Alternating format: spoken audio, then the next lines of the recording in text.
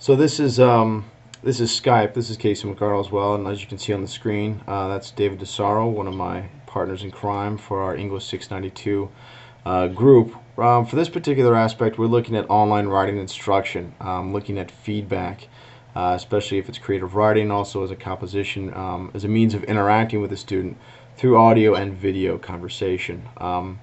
Right now, Dave's through Skype. Obviously, I'm at Skype. If I can get Dave, if you could open up your Google Doc, that I'll open up, and let's take a look at your poem. Is that cool? That sounds good to me. All right, I'm going to minimize this a little bit so we're able to get the poem and still keep some of the video component there. Okay. So as I kind of move you over a little bit, and I'll keep the poem up for Google Docs right there. Some of you may recognize from Dave's earlier episodes, this is the final draft of the poem that he created. So if we were to sort of, if he were the student, David DeSaro, and I was Professor McCardle, and we wanted to sort of talk about this particular poem, this is how we would do it. We'd have Google Docs. And if you'll notice right down here at the bottom, it says also editing now, Dr. DeSaro. So Dave's logged into this particular text as well. And so I would probably ask, you know, given what the poem is about, ask a couple of questions, and then I would say, hey Dave, I noticed at the beginning you say, I think of my stature small, like the crumbs swept into the corners of my splintered kitchen floor. That first part, where did you come up with the idea of, say, stature? Well, stature was actually a bit of an accident. Originally I wanted to put statue, and I just sort of misspelled it, and I thought it was more interesting to put stature rather than statue. Stature not being as static as something like statue. So I kind of just went with that and started from that point. So you took a little thing and it was like an accident. It was you actually misspelled it originally, right? Isn't that what you said? And from that, sort of, you know, the rest of the poem sort of took a life of its own. And if I were to continue to go down through the poem and make certain suggestions, you'll notice that I highlighted stature because that's an intriguing word, one that sort of serves as sort of a fulcrum in the origins of this particular poem, and it continues to go throughout. And I might highlight a couple of more things. Just like sun, you know, he sleeps. These are little things that I could point out that are really interesting to me in the particular work that David's done. After that particular breakdown, so say that would work with creative writing. And now we move on to maybe a more complex essay that would probably deconstruct it. And Dave will play the student for this one as well. So Dave, if you could go over to the other one, which is the paper. And I'm going to have to move this to give it some more room there so you're a little bit limited on the screen, sorry. That's fine. But if you'll notice here, so if you were to write a paper and your name was Yeoman Johnson, hello Yeoman. Hello. I've noticed in your paper here, Deconstructing Mindscapes in DeSaro Poetry.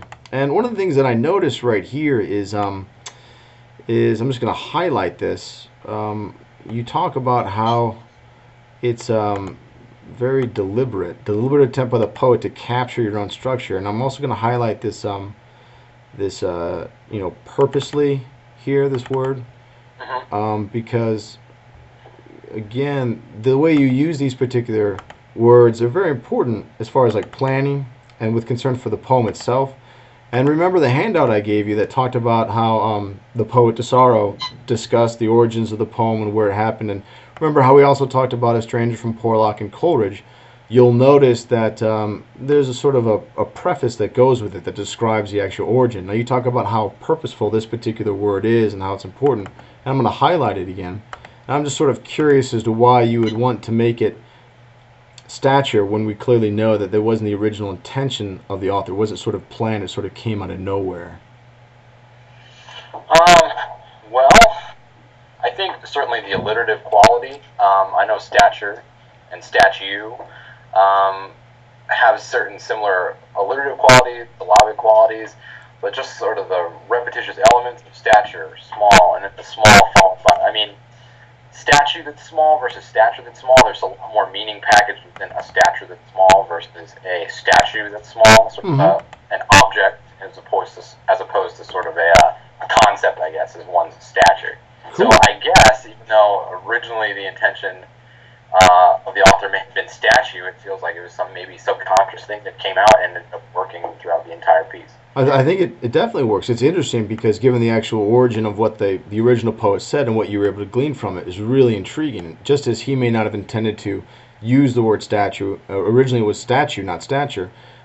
You've taken sort of some liberty with it and sort of gone in a deconstructionist way that sort of looks at it as differently, and that's a really cool thing. And if you notice down here at the bottom, DeSaro is still editing with me, so he can easily highlight certain things and point out different faults or different points that he'd like to make as well as we begin to discuss this particular poem, as well as his essay and how he does that.